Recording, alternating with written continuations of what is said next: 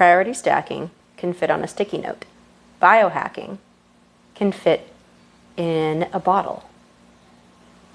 Rewiring relations. Now that's an inner system restoration. What's fascinating is that it starts with trust. It starts with real authenticity on the inside out. And every moment that you step just a little bit closer to that 8% of opportunity, you'll restore even more from the inside all the way to the outside. That's my gratitude practice.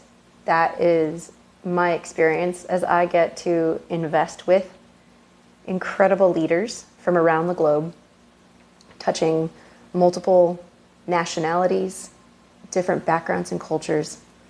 That's part of the community that I invest in with these solutions, and that